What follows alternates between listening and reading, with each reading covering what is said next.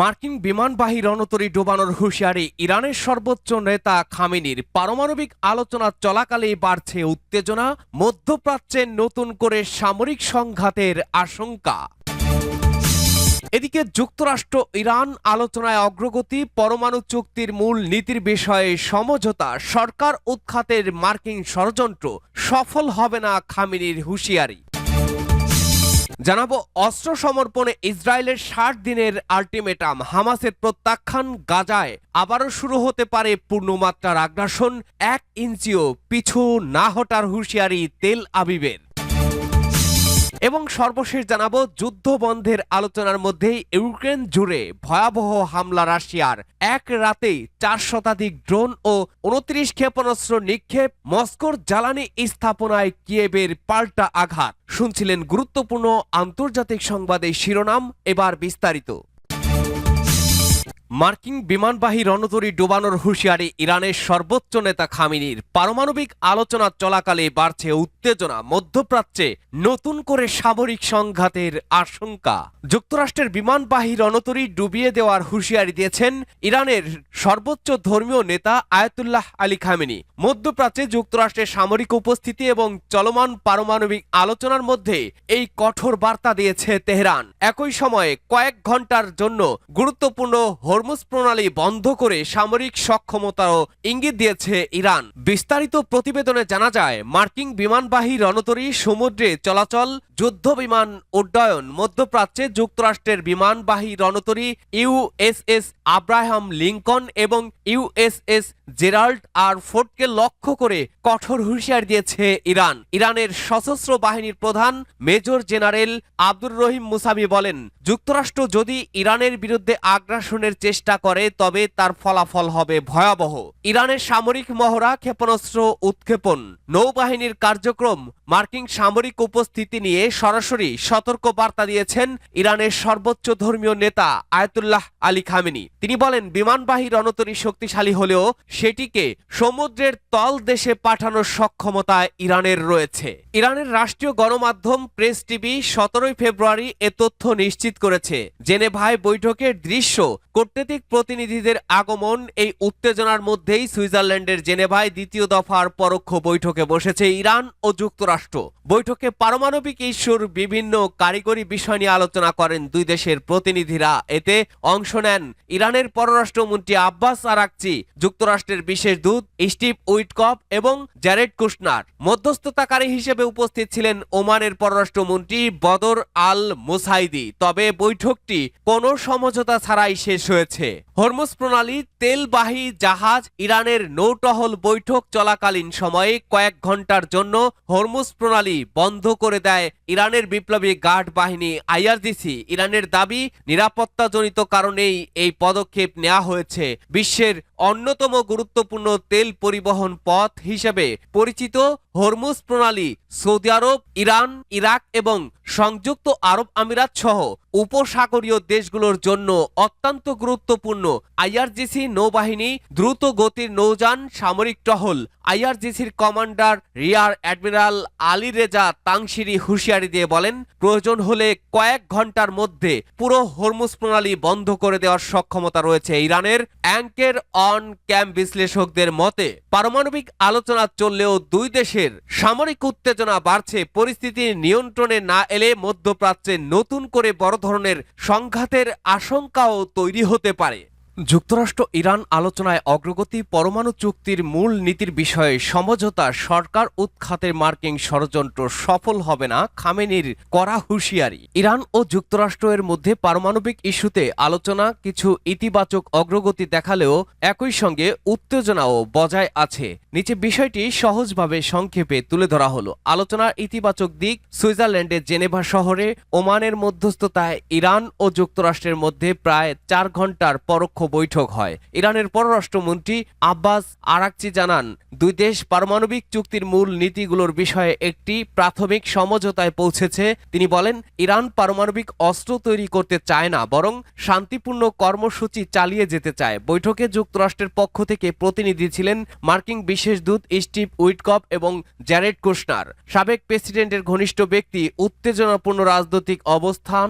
ইরানের সর্বোচ্চ নেতা আয়াতুল্লাহ আলী খামেনি যুক্তরাষ্ট্রের উদ্দেশ্য নিয়ে সন্দেহ প্রকাশ করেছেন। তিনি অভিযোগ করেন, যুক্তরাষ্ট্র আলোচনার আড়ালে ইরানের শক্তি দুর্বল করার পরিকল্পনা করছে। যুক্তরাষ্ট্রের হস্তক্ষেপ ইরানের অভ্যন্তরীণ বিষয়ে অগ্রহণযোগ্য। তিনি আরও সতর্ক করে বলেন, যুক্তরাষ্ট্র ইরানকে ধ্বংস করতে পারবে না।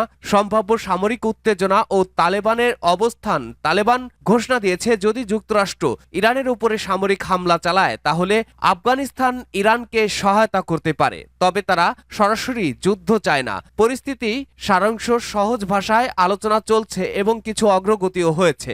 এখনো চূড়ান্ত চুক্তি হয়নি।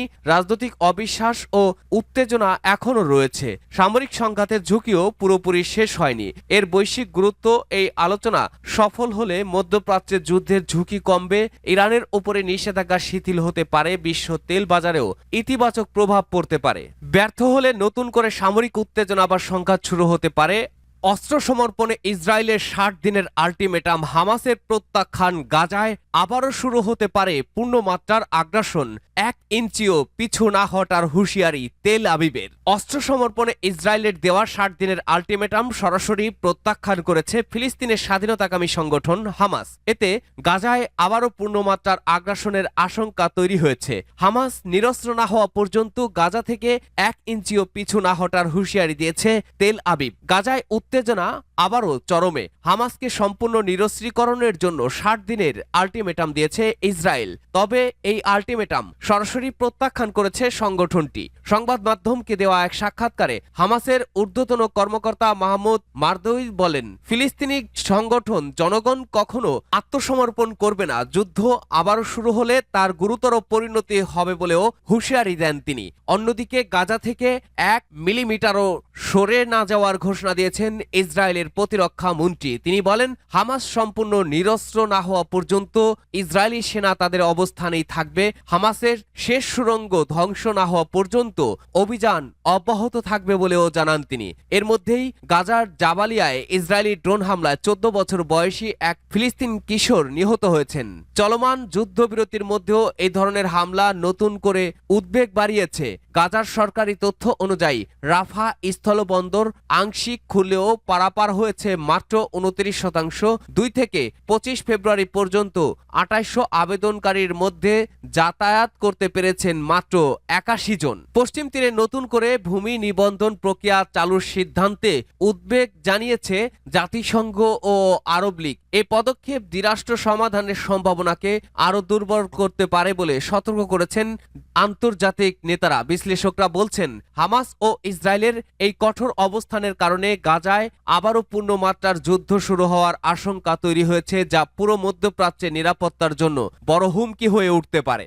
যুদ্ধবন্ধের আলোচনার মধ্যে ইউক্রেন জুড়ে ভয়াবহ হামলা, রাশিয়ার এক রাতে 4 শতাধিক ড্রোন ও 29টি ক্ষেপণাস্ত্র নিক্ষেপ, মস্কোর জ্বালানি স্থাপনায় কিয়েভের পাল্টা আঘাত। ইউক্রেন জুড়ে এক রাতেই 4 শতাধিক ড্রোন এবং 29টি ক্ষেপণাস্ত্র হামলা চালিয়েছে রাশিয়া। এতে বেসামরিক হতাহতের পাশাপাশি ব্যাপক ক্ষয়ক্ষতির খবর পাওয়া গেছে। জবাবে ইউক্রেনও রাশিয়ার জ্বালানি অবকাঠামো লক্ষ্য করে পাল্টা ড্রোন হামলা চালিয়েছে। এর মধ্যে সুইজারল্যান্ডের জেনেভায় শুরু হয়েছে নতুন দফার শান্তি আলোচনা। ইউক্রেনের বিভিন্ন শহরে বিস্ফোরণ, ধোঁয়া, ধ্বংসস্তূপ। চলতি মাসের 24 তারিখে রাশিয়া ইউক্রেন যুদ্ধের 4 বছর পূর্ণ হতে চলেছে, কিন্তু যুদ্ধ থামার কোনো লক্ষণ নেই। স্থানীয় সময় সোমবার রাতে ইউক্রেনের বিভিন্ন অঞ্চলে 400টিরও বেশি ড্রোন এবং 29টি ক্ষেপণাস্ত্র হামলা চালায় রাশিয়া। এতে বেশ কয়েকজন বেসামরিক নাগরিক হতাহত হয়েছেন, ক্ষতিগ্রস্ত হয়েছে একাধিক আবাসিক ভবন। সবচেয়ে বেশি ক্ষয়ক্ষতি হয়েছে ওডেসা ও দিনিপ্রোপেট্রোভস্ক অঞ্চলে। রাশিয়ার তেল শোধনাগার আগুন, জরুরি সেবা। জবাবে ইউক্রেন রাতভর রাশিয়ার জ্বালানি অবকাঠামো লক্ষ্য করে ড্রোন হামলা চালায়। রাশিয়ার ক্রোসনোদার ক্রাই অঞ্চলের স্থানীয় কর্তৃপক্ষ জানায় ইলস্কি তেল শোধনাগার ছিল এই হামলার প্রধান লক্ষ্য। এতে তেলজাত পণ্যের একটি সংরক্ষণ ট্যাঙ্ক ক্ষতিগ্রস্ত হয়েছে। ওই ঘটনায় শিশুসহ কয়েকজন হতাহত হয়েছেন বলে জানা গেছে। এর মধ্যেই সুইজারল্যান্ডের জেনেভায় যুক্তরাষ্ট্রের মধ্যস্থতায় রাশিয়া ও ইউক্রেনের মধ্যে তৃতীয় দফার শান্তি আলোচনা অনুষ্ঠিত হয়েছে। প্রায় 6 ঘন্টা ধরে চলা এই বৈঠককে অত্যন্ত উত্তেজনাপূর্ণ বলে জানিয়েছে বিভিন্ন গণমাধ্যম। ইউক্রেনের প্রধান আলোচক রোস্তেভ ইমেরভ জানান, আলোচনা যুদ্ধ বন্ধের সম্ভাব্য সমাধান খুঁজে বের করার বিষয়টি প্রাধান্য পেয়েছে। এদিকে ইউক্রেনের নিরাপত্তা সংস্থা এসবিওতে বড় ধরনের শুদ্ধি অভিযান শুরু করেছেন প্রেসিডেন্ট ভলোদিমির জেলেনস্কি। রাষ্ট্রের স্বার্থবিরোধী কার্যক্রমে জড়িতদের অপসারণের নির্দেশ দিয়েছেন তিনি। সামাজিক যোগাযোগ মাধ্যমে দেওয়া বার্তায় জেলেনস্কি জানান, সংস্থার ভেতরে অনুপ্রবেশকারীদের বিরুদ্ধে কঠোর ব্যবস্থা নেওয়া হবে। বিশ্লেষকরা বলছেন, ইউক্রেনের জ্বালানি অবকাঠামো লক্ষ্য করে ধারাবাহিক হামলার পেছনে রয়েছে দীর্ঘমেয়াদী সামরিক কৌশল। এর মাধ্যমে ইউক্রেনের শিল্প ও সামরিক সক্ষমতা দুর্বল করার চেষ্টা করছে মস্কো।